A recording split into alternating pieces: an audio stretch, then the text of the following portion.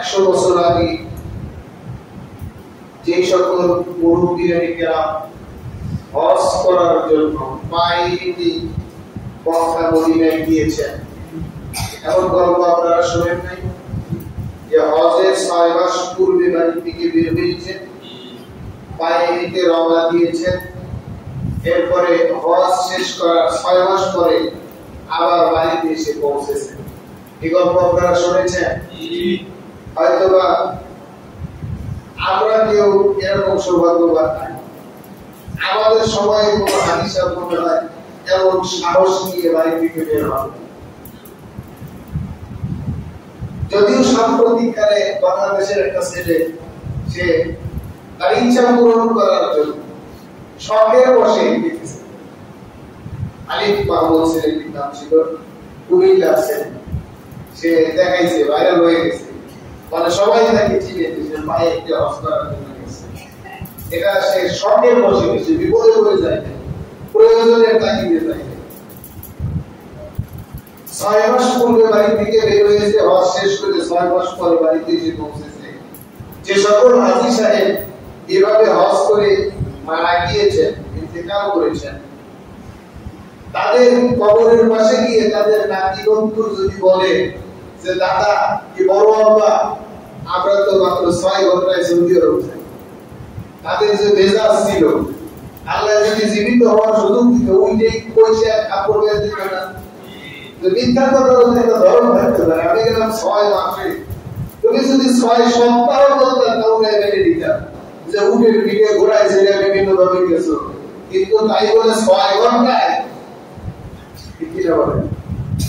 আমরা প্রযুক্তিগত বিভিন্ন সুবিধার কারণে এ সকল সুবিধাগুলি আমরা গ্রহণ করতে পারছি, কিনা বলে। এই সুযোগ সুবিধাগুলি কার দেওয়া? সকলে একটু জবাব করে বলেন, কার দেওয়া? একটা সময় যখন আমাদের গরম লাগতো, ঘরের মধ্যে ঘুমানোর অবস্থা ছিল না, আমাদের দাদিরা দাদির মায়েরা সন্তানদেরকে ঘুম পাতানোর জন্য বাড়ির উঠোনে নিয়ে গিয়ে শোয়ায় দিত, গাছের নিচে শোয়ায় দিয়ে এরপরে তালের গাছের পাখা দিয়ে বাতাস করে করে সন্তানদেরকে ঘুম পাড়াইত। এখন যদি আমাদের সন্তানদের গরম লাগে, আমাদের বিবি সাহেবেরা কথা বলে না, আমাকে বাজার থেকে সুন্দর দেখে একটা পাখা এনে দিয়ে, তাদের বক্তব্য হচ্ছে আপনার সঙ্গে বিবাহ বসে আবার জীবনে বরবাদ হয়ে গেল। এখনো পর্যন্ত ঘরে একটা এসি লাগাইতে পারলেন না, কেমন স্বামী আপনি? আপনার সঙ্গে সংসার করে জীবনে কি পেলাম? খালি কষ্ট আর কষ্ট। ওই যে উপরে যে ফ্যান ঘুরছে, এই ফ্যানের বাতাসটা প্রচন্ড গরম, আমারও ঘুম হয় না, আপনার সন্তানেরও ঘুম হয় না। একটু জবাব খুলে বলেন ঠিক কিনা? ইচ্ছা এসি চাই, পাখাটা অফ করে এরপরে মা একটু কম ঘুমিয়ে সন্তানকে বাতাস করবে, সেই সময় আর সেই সুযোগ এখন নাই।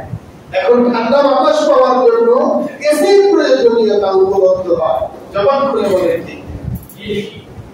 তাহলে আমরা ইতিপূর্বে যারা ছিলেন তাদের চেয়ে বহু গুণে সুযোগ সুবিধা বেশি গ্রহণ করছি, ঠিক কিনা বলেন? আল্লাহ রাব্বুল আলামিন আমাদেরকে ধাপে ধাপে আরাম আয়েশ দিয়ে ভরপুর করে দিয়েছেন। আমাদের সুখ শান্তি শেষ নাই, আমাদের সুযোগ সুবিধা শেষ নাই।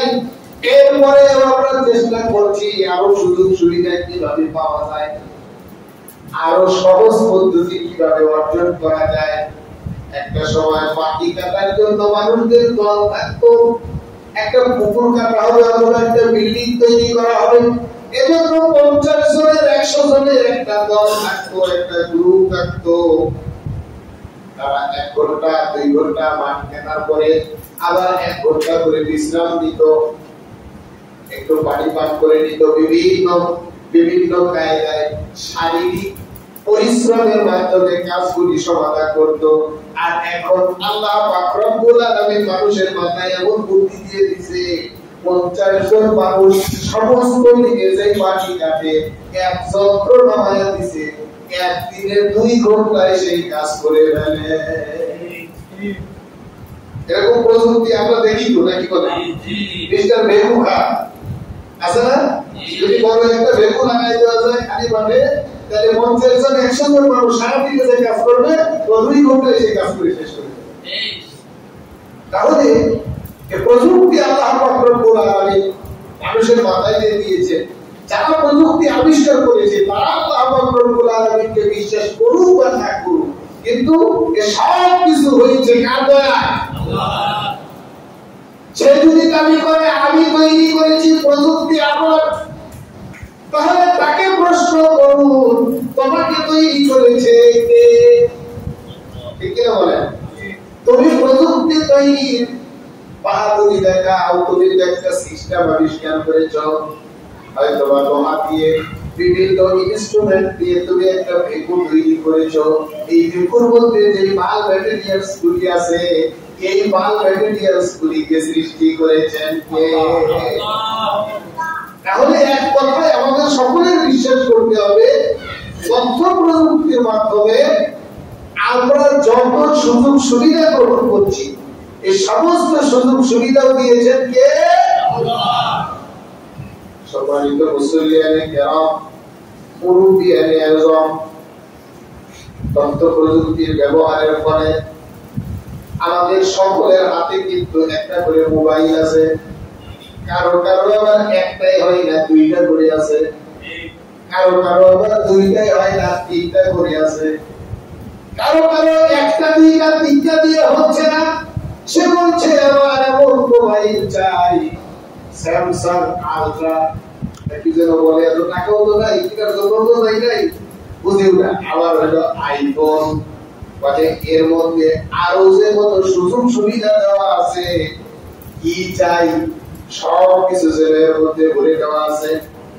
স্বপ্নের মতো অনেকে তো আইফোন না পাওয়ার কারণে মৃত্যুবরণ পর্যন্ত করেছে। এরপরে এর আবার ভার্সন আছে, আরো উন্নত প্রযুক্তি, বলে প্রযুক্তি 5 ধাপ 6 ধাপ পর্যন্ত এগিয়েছে আইফোন। এরপরে এটাকে আপডেট করার জন্য আরো চিন্তা গবেষণা করে আরো একটা ধাপ এর সঙ্গে সংযুক্ত করে 6 ধাপে গেছে, 7ম স্তরে নিয়ে যায় আপডেট করে। তখন এই যে 6 নম্বরটা চালায় ওরা ওইটা ভালো লাগে না, ও বলে আমার 7 নম্বরটা দরকার, মানে আরো আপডেট যেটা হয়েছে সাম্প্রতিক যেটা আসছে এইটা আমার দরকার। তার মানে আমরা সকলেই এই প্রযুক্তিটাকে আমাদের জীবনের সঙ্গে অতপ্রতভাবে জড়িত করে নিয়েছি। দরকারে হোক অদরকারে হোক প্রযুক্তিগুলি আমরা ব্যবহার করছি, কিন্তু দরকারের চাইতে অদরকারি সময় এখন এই প্রযুক্তিগুলির পিছনে আমাদের বেশি যাইতেছে। একটু জবাব করে বলেন ঠিক কিনা? একটা সময় মানুষ এমনি ঘোরার জন্য একটু ঘুরে আসে কক্সবাজার ধরে, এরকম সব সচরাচর করে নাই। এরকম পয়সা হয়েছে, বিমান আছে, এরপরে স্লিপার বাস আছে, আরামে যাওয়া যায়, এজন্য বলে যে একটু ঘুরে আসি কক্সবাজার যায়। কক্সবাজার যায় ঘুরে আসি, নেপালে যায় ঘুরে আসি, আমেরিকা যায় ঘুরে আসি, দুবাই যায় আসে, পর্যটন বিষয়গুলি দেখে আসি। এগুলি দেখার জন্য আল্লাহ পাক রব্বুল আলামিনের নির্দেশ আছে যেভাবে যে আল্লাহ তাআলা কিয়ামত রাজি দেখার জন্য বান্দা দুনিয়াতে ভ্রমণ করবে, নিয়ামত রাজি দেখার জন্য ঘোরার কথা, সেখানে নিয়ত করে যায় আল্লাহ নিয়ামত না দেখা যত অন্যায় অনাচার কাজ আছে সেই কাজগুলি করবো। বলেন নাউজুবিল্লাহ। নারী, মদ, জিনা, ব্যভিচার, অন্যায় অনাচার এগুলি যদি ভ্রমণকারীদের সঙ্গে সাথী না হয় তাহলে ভ্রমণটাই যেন তাদের বৃথা হয়ে যায়। বলেন নাউজুবিল্লাহ। তাহলে সর্বোপরি কথা হলো আমরা প্রযুক্তির ব্যবহার করছি, বিশেষ করে আমাদের সকলের হাতে মোবাইল যেই রয়েছে, এই মোবাইলের মাধ্যমে আমরা যোগাযোগ করি খুব দ্রুত।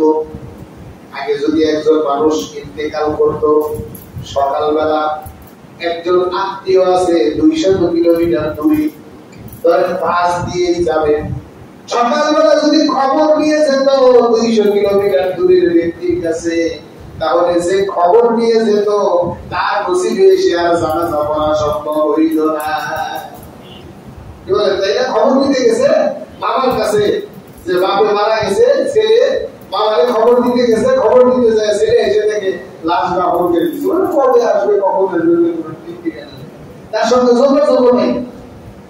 কিন্তু মোবাইল হাতে আসার কারণে মুহূর্তের মধ্যেই আমরা খবর নিতে পারি কতদূর পৌঁছালা। কি খবর নিয়েছে যাইতেছে তার কাছে, নাকি ওই যাকে 200 কিলোমিটার দূরে আছে জানাই দেওয়া হয়েছে তাকে। এখন একজনের যাওয়ার দরকার হয় না, বড় হয়েছে সবাইকে মোবাইলের মাধ্যমে জানাই দেওয়া যায়। এরপরে আরো সুবিধা হয়েছে, কল করে জানাই দেওয়া তো দূরের কথা, এখন শুধুমাত্র ফেসবুক একটা স্ট্যাটাস দিয়ে দিবে, ফেসবুকে লিখে দিবে যে আমার আব্বা নাই, খালি এতটুকু লেখে। অনেকে লেখে আমার আব্বা নাই,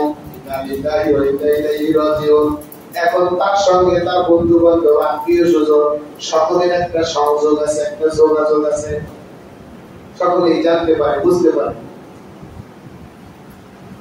এরপরে যদি কারো কাছে একান্তই ফেসবুক, ইউটিউব, টিকটক, ইনস্টাগ্রাম আরো যে সকল সাইট গুলি আছে, এই সাইট গুলি যদি না থাকে ফোনের মাধ্যমে জানাই দেওয়া যায়, মানে সকলের সঙ্গে কানেকশনে যোগাযোগের একটা সুন্দর সিস্টেম হচ্ছে মোবাইল। এখন আমি মোবাইল করছি কেন, প্রযুক্তির কথা বারংবার বলছি কেন, প্রায় 20 মিনিট যাবত প্রযুক্তিকে নিয়ে কেন কথা বলছি? এই প্রযুক্তিগুলি আমাদের কল্যাণে, আমাদের উপকারে আমরা যেইভাবে ব্যবহার করি, আবার আমাদের মধ্যে এমন অসংখ্য অগণিত মানুষ রয়েছে যারা বুঝে হোক না বুঝে হোক এই প্রযুক্তিগুলিকে নিজেদেরকে জাহান্নামে যাওয়ার মাধ্যম বানায় নিতেছে। এমন মুসলমানের সংখ্যা, এমন প্রযুক্তি ব্যবহারকারীর সংখ্যা কম না বেশি? একটু জবাব করে বলেন, কম না বেশি? আমি একটু ভিউ চেক করার জন্য মাঝে মধ্যে ইউটিউবে, ফেসবুকে যাই, দেখি সমসাময়িক একটা গজল, যেটা খুব মানুষের মুখে মুখে শোনা যায়।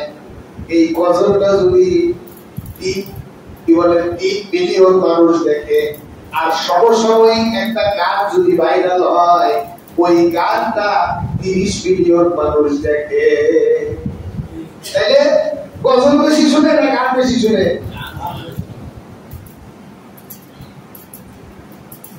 এই যে ফেসবুক, ইউটিউব, ইনস্টাগ্রাম, যোগাযোগ প্ল্যাটফর্ম, মাধ্যম, বিনোদনের জন্য বলেন, যোগাযোগের জন্য বলেন, সুবিধার জন্য বলেন, অসুবিধার জন্য বলেন, প্রয়োজনের জন্য বলেন, অপ্রয়োজনের জন্য বলেন, এ সকল মাধ্যম প্ল্যাটফর্মগুলি আমরা সকলে মিলেমিশে ব্যবহার করছি। কিন্তু ব্যবহার করার ক্ষেত্রে এ সকল মাধ্যমগুলি কারো কারো জাহান্নামে যাওয়ার জন্য যথেষ্ট হয়ে যাবে।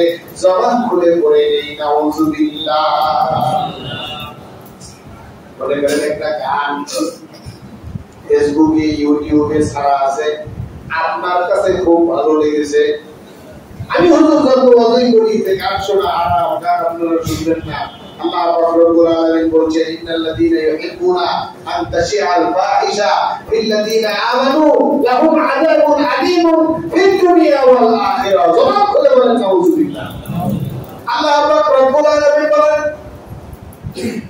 যারা ফাহিশা কথাকে, ফাহিশা কাজকে ভালোবাসে, ইন্নাল্লাযীনা ইউহিব্বুনা আন তাশিআল ফাহিশাতু ফিল্লাযীনা আমানু, ইমানদারদের মধ্য থেকে যারা এই ফাহিশা কাজগুলিকে ভালোবাসে, আল্লাহ পাক রব্বুল আলামিন বলেন তাদের জন্য দুনিয়াতেও রয়েছে যন্ত্রণাদায়ক শাস্তি, আখিরাতেও তাদের জন্য রয়েছে যন্ত্রণাদায়ক শাস্তি।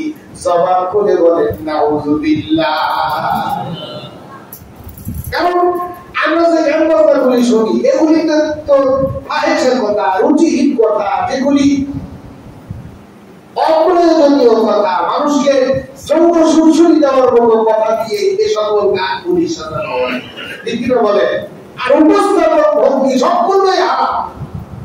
ইসলাম যেটাকে কোনোভাবেই অ্যাপ্রিসিয়েট করে না। বেহায়াপনা দিয়ে ভর্তি উপস্থাপন ভঙ্গিরা, তারপরে যে নাইসা যেটা বলে গান বলে, গানের তলে তলে নাচে, অন্যায় দিয়ে ভরপুর ছায়া হয়ে গিয়েছে। আপনি সিনেমা বলে, নাটক বলে, মানে আমরা যেগুলিকে অনেক সময় আমরা হালাল করে নেওয়ার চেষ্টা করি, যেগুলি আমাদের দোকানপাটে, যেগুলি আমাদের ঘরের ভিতরে, এমনকি যেগুলি আমাদের হাতে হাতে এখন এসে উপস্থিত হয়েছে, যেগুলি আল্লাহ পাক রব্বুল আলামিনের নির্দেশ, রাসূল মুহাম্মদ সাল্লাল্লাহু আলাইহি ওয়াসাল্লামের বর্ণনা মতে হারাম, জাহান্নামে যাওয়ার কারণ, এগুলি আমাদের কাছে ভালো লাগে। বলেছে হ্যাঁ গানটা সেই এবারে যেটা আসছে খুব ভাইরাল হয়েছে, খুব ভালো লাগে, এজন্য রিকশাওয়ালাও বলে, এজন্য ঠেলাওয়ালাও বলে, এজন্য বাসের ড্রাইভারও বলে, প্লেনের ড্রাইভারও বলে, শিক্ষকও বলে, ছাত্রও বলে, সমাজের সকলে মিলেমিশে একত্রে বেঁচে গিয়ে বলে। আর আমাদেরকে পাগল মনে করে। হুজুর তো কিছু বোঝে না দুনিয়া, আমরা যত মৌজ মাস্তি করলাম, যত ভালো লাগে আমরাই পেলাম, এরা তো পেল না। কিন্তু আপনি যেটাকে ভালো লাগা, যেটাকে মৌজ মাস্তি হিসাবে নিলে, এটা তো আপনার জাহান্নামে যাওয়ার কারণ। যখন বলে বলেন ঠিক কিনা?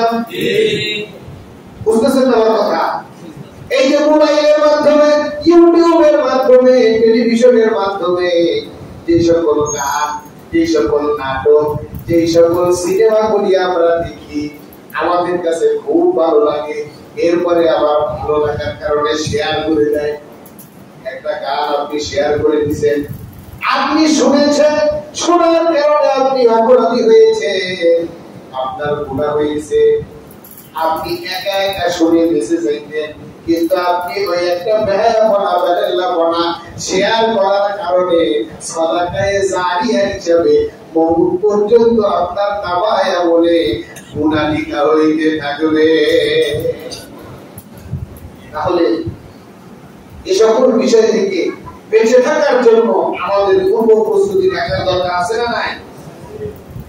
আমরা মোবাইল চালাই, আমরা ফেসবুক চালাই, ইউটিউব চালাই, এরপরে ইনস্টাগ্রাম চালাই, টিকটক চালাই, যে যেটাই চালাই না কেন, আমাদের এই চালানোর মধ্যে যদি বেহায়াপনা, বেনেল্লাপনা, অশ্লীলতা, গুনাহ খাতার বিষয়গুলিকে যদি আমরা সাপোর্ট করি, তাহলে আল্লাহর দরবারে আসামির কাঠ গড়ায় দাঁড়ানো লাগবে। আপনি একটা বেহায়াপনাকে, একটা বেনেল্লাপনাকে, একটা গানকে, একটা সিনেমাকে, এরপরে কি বলে ওই যে যেগুলির মাধ্যমে সামাজিক বেনিসনার করতেছে, এরপরে এই মোবাইলের ভিতরে আরো কত অন্যায় যুক্ত হয়েছে, যাদের দায়িত্ব পোস্ট পাইয়ে গেছে, এসব 50-60 বছরের মুরব্বীরা এখন যদি এই মোবাইলের যত কিছু যুক্ত হয়েছে, এখন যদি নতুন করে তাদের মাথায় ঢুকাইতে চায়, তাহলে তাদের ব্রেন ব্লাস্ট হয়ে যাবে। তার বলবে আমরা তো জীবনে এত কিছু দেখলাম না, এক মোবাইলের ভিতরে এত কিছু, এত অন্যায় অনাচা। এর মধ্যে ঢুকেছে জুয়া।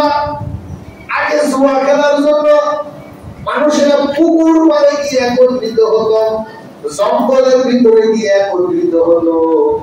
এরপরে জুয়া খেলার জন্য অথবা তাস খেলার জন্য তারা এক একজন এক একটা নিরাপদ জায়গা বেছে নিত। কিন্তু এখন এই অন্যায় অনাচারগুলি করার জন্য ওই পুকুর পাড়েও যাইতে হয় না, পার্সার তলায়ও যাইতে হয় না, এখন হাতের মোবাইল দিয়ে সমানে বাড়তেছে আর ফকির হইতেছে। বলেন নাউযুবিল্লাহ। অথচ সব কাজগুলি হারাম। প্রযুক্তি ব্যবহার করে আপনি কথা বলার সুবিধা দিতে পারেন, যেহেতু এর ভিতরে আরো বিভিন্ন ফিচার্স দেওয়া আছে, সুযোগ সুবিধা দেওয়া আছে। আপনি গানের বদলে গজল শুনেন, গজল যদি না শুনতে চান কোরআন তেলাওয়াত শুনেন, মোবাইলের মাধ্যমে কোরআন শিক্ষার সুযোগ রয়েছে, আপনি কোরআনুল কারীমের শিক্ষা গ্রহণ করেন, বসে বসে হাদিসের বই পড়েন। যদি আপনার পড়তে কষ্ট হয় এবং দৃষ্টান্ত দেওয়া আছে, আপনি শুনবেন, আপনি শোনার জন্য বলে সার্চ করেন যে আমি হাদিস শুনতে চাই, আপনি বসে বসে হাদিস শুনতে পারবেন, তাফসীর শুনতে পারবেন। তার মানে হচ্ছে এই প্রযুক্তির মাধ্যমে অন্যায়টা খারাপটা যেভাবে গ্রহণ করার সুযোগ রয়েছে, একইভাবে ভালোটা করারও সুযোগ এই প্রযুক্তির মধ্যে নিহিত রয়েছে। বলি আলহামদুলিল্লাহ। আমার জীবনে আমি একটা সময় জুমার খুতবা পড়ানোর জন্য, যে জুমা আজকের জুমায় কি আলোচনা করব, এজন্য 2-5-10 কিতাবাদি ঘাটতে হইতো। যে একটা আয়াত দেখছিলাম, অমুক তাফসীরের মধ্যে দেখছিলাম যে আয়াতের তাফসীরটা খুব ভালো লাগছিল, একটু বোঝাশোনা করি, একটু তাফসীরে জালালাইন করি, তাফসীরে জালালাইন বুঝে বই করা লাগতো। আবার সব কিতাব তো নিজের কাছে থাকতো না, বন্ধু বান্ধবের কাছে বলতে লাগতো যে একটু ওই যে অমুক আয়াতের তাফসীরটা কিছু হবে, তোমার মনে আছে নাকি বলো, মনে আছে? অথবা আমি যে প্রসঙ্গে আলোচনা করতে চাই, এই প্রসঙ্গে এই আয়াতটা এই হাদিসটা নেওয়া যায়, নিজের মনে নেই, আমি কিতাবের মধ্যে বুঝতে পেরেছিলাম, তাৎক্ষণিক বলতে লাগতো। এখন আর বলতে লাগে না। এখন যদি মিস্টার গুগলকে একটা শব্দ বলে দিতে পারি যে এই শব্দ দিয়ে আয়াত আছে কয়টা, হাদিস আছে কয়টা দিয়ে দাও, উনি এটা সাবমিট করে দিয়ে দেয়। এই যে আপনি যে শব্দটা বলছেন, এই শব্দের উপরে 5টা আয়াত আছে, 10টা হাদিস আছে, নেনতে মনে। কারণ বলে আপনি কি এই আয়াতের এই ব্যাখ্যা বিশ্লেষণ সহ করতে চান, তাহলে কোন তাফসীরের আলোকে করতে চান, এটাও এখানে যুক্ত করা আছে। বলেন আলহামদুলিল্লাহ। একটা আয়াতের একটা শব্দ একটু সন্দেহ হচ্ছে, কনফিউশন হচ্ছে যে আয়াতটা এইভাবে আছে কিনা, একটু সার্চ দিয়ে জেনে নেই। ওই শব্দটা লিখে সার্চ দিয়ে ওই আয়াতের মতো মুসাফফার আয়াত যেটাকে বলে, এই মুসাফফার আয়াত মানে সমপর্যায়ের আয়াত যতগুলি আছে সব চলে আসে। বলেন আলহামদুলিল্লাহ। আমি তথ্য প্রযুক্তির ভালো দিকগুলি আপনাদের সম্মুখে উপস্থাপন করছি, যাতে করে এ ব্যাপারে আপনারা নিজেরাও জ্ঞান অর্জন করতে পারেন, আর বেহায়াপনা বেলেল্লাপনাগুলি যাতে করে বর্জন করতে পারেন। আপনি যে কোনো বিষয় নিয়ে পড়তে চান, আপনি ওই যে গুগলে সার্চ দিবেন, আপনি পেয়ে যাবেন। ধারাবাহিক যে পড়াগুলি আছে, এই পড়াগুলি, এই এলেমগুলি অর্জন করা সহজ হয়ে গিয়েছে। কিন্তু আপনি ভালোটা না নিয়ে যখন মন্দটা নিবেন, আল্লাহ পাক রব্বুল আলামিন তখনই আমাদেরকে ধরে ফেলে দিবেন। আল্লাহু ইয়ালামু মা তুসিররুনা ওয়া মা তুলিনুন।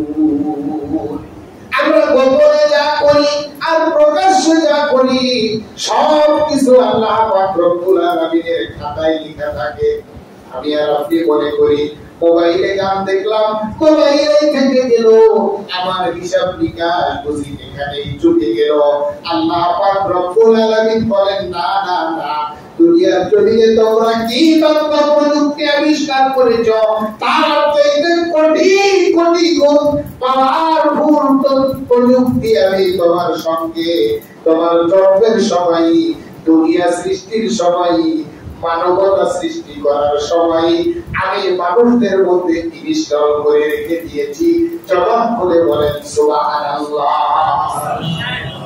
আল্লাহ পাক রব্বুল আলামিন বলেন, কিরামান কাতিবিন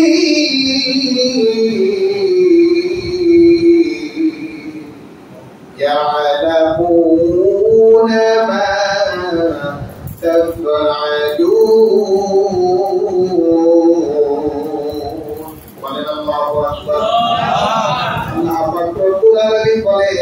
আমি দুইজন ফেরেশতাকে তোমাদের দুই কাঁধে বসায় দিয়েছি।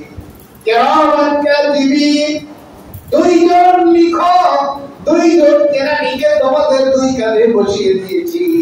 ইয়ালামুনা মা তাফআলুন, তোমরা যা করো না কেন এই সব কিছুই তারা লিপিবদ্ধ করে, তারা জেনে ফেলে। বলেন সুবহানাল্লাহ। এবার আপনি যদি ঘরের মধ্যে একাকী বসে বসে মোবাইলের মাধ্যমে কোনো অন্যায় করেন, কোনো অনাচার করেন, আমাদের যুবকেরা মোবাইল পাওয়ার পরে বিশেষ করে বেশি আসক্ত হয়। কেউ খেলে ফ্রি ফায়ার, কেউ খেলে পাবজি, এটা তো মনে হয় ব্যান হয়ে গেছে। আবার কেউ কেউ মোবাইলের মাধ্যমে জঘন্যতম অন্যায় কাজগুলি গোপনে গোপনে করে, মনে করে আব্বা আম্মা দেখলো না, সমাজবাসী দেখলো না, দেশবাসী দেখলো না, কিন্তু পাগল বুঝলো না ও জন্মের সঙ্গে সঙ্গে ওর দুই কাছে দুই সিসিটিভি, দুই ক্লোজ সার্কিট ক্যামেরা আল্লাহ পাক রব্বুল আলামিন বসিয়ে দিয়েছেন। জবান খুলে বলেন সুবহানাল্লাহ।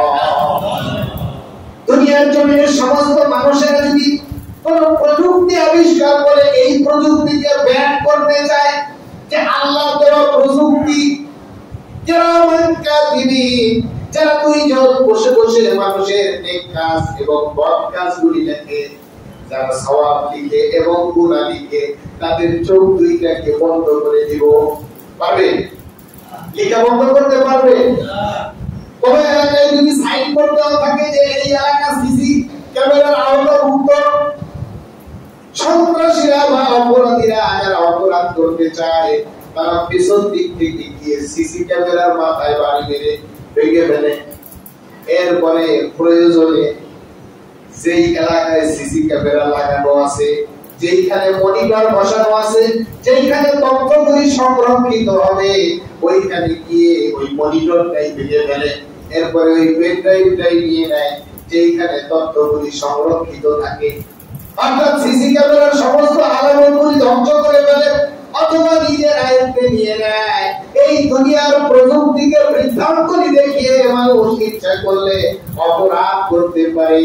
কিন্তু আমার মুসলমান ভাইয়েরা, আমার সম্মানিত মুসল্লিয়ানে কেরাম, আপনারা বলেন তো দেখি, আল্লাহ পাক রব্বুল আলামিন যে প্রযুক্তি ব্যবহার করেছেন আমার আপনার সওয়াব এবং গুনাহ লেখার জন্য, আমার আপনার ভালো এবং মন্দটা যাচাই করার জন্য, ওই কিরামান কাতিবিনের চোখ ফাঁকি দেওয়ার মতো কোন প্রযুক্তি কিয়ামত পর্যন্ত কি আল্লাহর দুনিয়ায় কোন মানুষ আবিষ্কার করতে পারবে? যত গোপনেই কোন গুনাহ করি না কেন, এই গুনাহটা লেখা হয়ে যাবে। জবাব করে বলে নাউযুবিল্লাহ। যত ছোট ভালো কাজ করি না কেন, সঙ্গে সঙ্গে লিপিবদ্ধ হয়ে যাবে। আল্লাহ পাক রব্বুল আলামিন পবিত্র কালামে হাকিমের মধ্যে ইরশাদ করে বলেন, فَمَن يَعْمَلْ مِثْقَالَ ذَرَّةٍ خَيْرًا يَرَهُ وَمَن يَعْمَلْ مِثْقَالَ ذَرَّةٍ شَرًّا يَرَهُ। আল্লাহ পাক রব্বুল আলামিন বলেন, ভালো কাজ যত কম করো না কেন, যারা পরিমাণ যদি হয় সেটাও লিপিবদ্ধ করা থাকে। মন্দ কাজ যত ছোটই করো না কেন, যারা পরিমাণ যদি হয় সেটাও লিপিবদ্ধ করা থাকে। আল্লাহ পাক রব্বুল আলামিন বলছে, আমি যে প্রযুক্তি সেট করে দিয়েছি, তোমরা কথা বলি একজন আরেকজনের কর্ণকুহরে ইতারের মাধ্যমে ভেসে যায়। জায়গায় বসে থেকে আওয়াজ করলে একজন আরেকজনের কথা শুনতে পারে, বুঝতে পারো। কিন্তু এই যে মাইলের পর মাইল নয়, হাজার হাজার কিলো মাইল দূর থেকে কথা বলি, একজন আরেকজনের কথা মোবাইলের মাধ্যমে শোনো, তথ্য প্রযুক্তির মাধ্যমে জানতে পারো, এটা তোমরা বুঝতে পারো। এগুলি যদি সম্ভব হয়, তাহলে আমি যে ফেরেশতা সৃষ্টি করেছি, তোমার দুই কাঁধে দুইজন ফেরেশতা নিযুক্ত করে রেখেছি, এই ফেরেশতা নয় যে তোমার নামায় আমলগুলি পুঙ্খানুপুঙ্খারূপে লিখে রাখতেছে। এই কথা কেন তোমার ঈমান আর ইয়াকিনে ধরে না? একটু জবান খুলে বলেন ঠিক কি না? এই সবগুলি বিশ্বাস হলো, কিন্তু আল্লাহ পাক রব্বুল আলামিন আমাদের নামায় আমল পুঙ্খানুপুঙ্খারূপে নোট করে রাখছে। এই বিশ্বাস কেন আমাদের কলিজার মধ্যে স্থাপিত হবে না?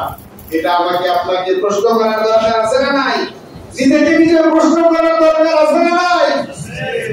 যত ছোট গুনাহের কাজ করি না কেন, যত গোপনেই করি না কেন, লিপিবদ্ধ হয়ে যায়, বলেন আলহামদুলিল্লাহ। আবার যত গোপনেই কোন নেক কাজ করি না কেন, দুনিয়ার জমিনের কোন মানুষকে দেখাইতে চাই না। আমি তাহাজ্জুদ আদায় করব, আমার মনিবের সঙ্গে আমি গভীর সম্পর্ক স্থাপন করব, দুনিয়ার জমিনের মানুষকে আমি দেখাতে চাই না। অথবা ধীরে ধীরে আমার মালিকের কাছে আমি ইস্তেগফার করব, সেটাও আল্লাহ পাক রব্বুল আলামিন কিরামান কাতিবিনের মাধ্যমে লিপিবদ্ধ করে রাখেন। বলেন সুবহানাল্লাহ। আল্লাহ পাক রব্বুল আলামিন বলেন, ইকরা কিতাবাকা কাফা বিনাফসিকাল ইয়াউমা আলাইকা হাসিবা। কাল কিয়ামতের কঠিন ময়দানে আমার আপনার এই নামায় আমল আমার আপনাকে দিয়ে পড়ানো হবে। জবান খুলে বলেন আল্লাহু আকবার। দুনিয়ার জমিনে যখন যা করেছি, গোপনে করেছি, প্রকাশ্যে করেছি, মানবতার সম্মুখে করেছি, পেছনে করেছি, বুদ্ধি খাটিয়ে করেছি, কৌশল করে করেছি, লোক লাগিয়ে করেছি, যেভাবে যে কাজ করেছি, সবগুলি যখন আবার আপনার আমায় আমল খাতায় একেবারে পাই টু পাই, দুনিয়ার জমিনের হিসাবের একটা সিস্টেম আছে, এর চাইতে সর্বোত্তম সিস্টেমে যখন আমার আপনার হাতে দেওয়া হবে, চক্ষু বুলিয়ে সঙ্গে সঙ্গে আমার আপনার জীবনের সব নামায় আমলগুলি ধরা পড়ে যাবে। জবান খুলে বলেন আল্লাহু আকবার। তখন আমরা বুঝতে পারবো আমল কোনটা ভালো করেছি আর কোনটা মন্দ করেছি। এই তথ্য প্রযুক্তির উপরে এত বিশ্বাস, তথ্য প্রযুক্তির মাধ্যমে এত আনন্দ উল্লাস, এত সুযোগ সুবিধা গ্রহণ, কিন্তু এগুলির মাধ্যমে গোপনে প্রকাশ্যে যত অপরাধ করতেছি, সবগুলির হিসাব ওই যে আবার আপনার নামায় আমলে খাতায় কিন্তু পুঙ্খানুপুঙ্খানুরূপে লেখা থাকবে। এজন্য সম্মানিত হাজির, সম্মানিত মুসল্লিয়ানে কেরাম, কোন গুনাহ করে পার পাওয়ার উপায় নাই, কোন অন্যায়মূলক কাজ করে গোপন রাখার কায়দা নাই, লেখা হয়ে যাচ্ছে। আল্লাহ পাক রব্বুল আলামিন যে প্রযুক্তি আমার আপনার উপরে প্রয়োগ করেছে, এই প্রযুক্তি হচ্ছে দুনিয়ার জমিনে সবচেয়ে শক্তিশালী এবং মজবুত প্রযুক্তি। এই প্রযুক্তিকে ভ্যানিশ করার ক্ষমতা দুনিয়ার জমিনের কোন মানুষের নাই। জবাব খুলে করে নেই সুবহানাল্লাহ। এজন্য আমরা সকলে গুনাহ করার ক্ষেত্রে মোবাইলে করি, ফেসবুকে করি, ইউটিউবে করি, ইনস্টাগ্রামে করি, তথ্য প্রযুক্তির অপচেতন মাধ্যমে করি, যদি চালাক করে করি নিজেকে যে আমি প্রযুক্তির মাধ্যমে করলাম, আমাকে কেউ ধরতে পারলো না, বুঝতে পারলো না, কিন্তু আমি আর আপনি এক জায়গায় কিন্তু সকলেই ধরা। আল্লাহ পাক রব্বুল আলামিন আমাদের সবাইকে সঠিকটা বোঝার, সঠিকটা জানার, সঠিকটা মানার তৌফিক দান করুন। সকলে বলি আল্লাহুম্মা আমিন। ওয়া মা আলাইনা ইল্লাল বালাগ। যারা সুন্নাত আদায় করেন এই